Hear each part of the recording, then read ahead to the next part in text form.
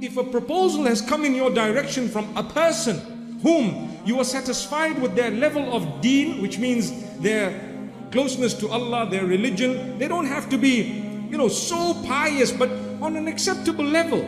Perhaps they read their salah, they're responsible in their relationship with Allah, and secondly, their character and conduct is of an acceptable level.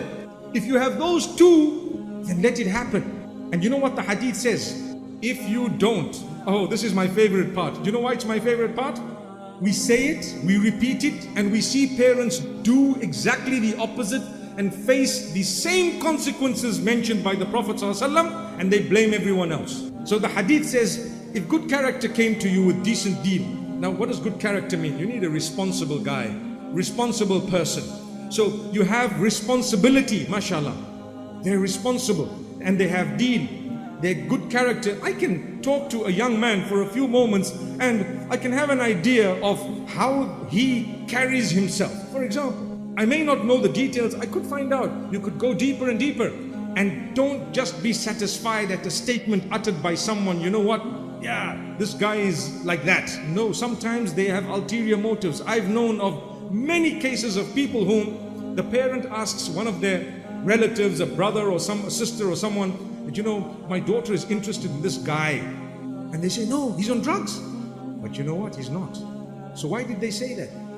Because they were eyeing out the same child for their daughter. SubhanAllah, wow. It's a reality.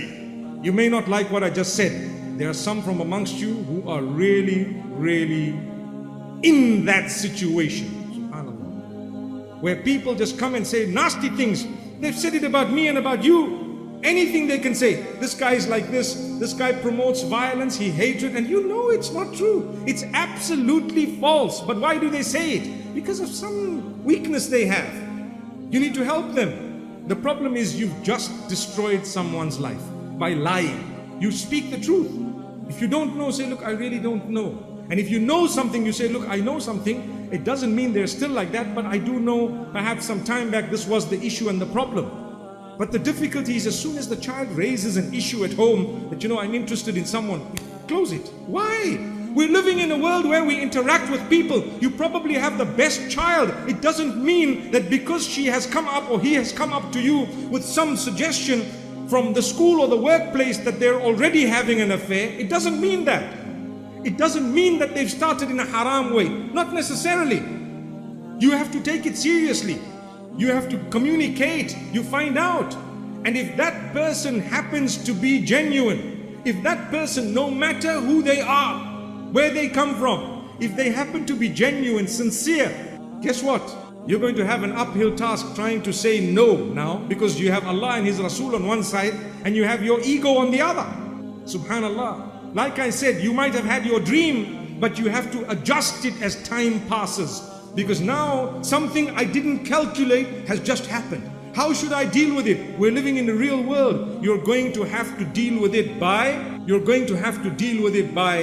facing it, by understanding it. Like I said, look at the guidelines of the deen and try your best to help your child.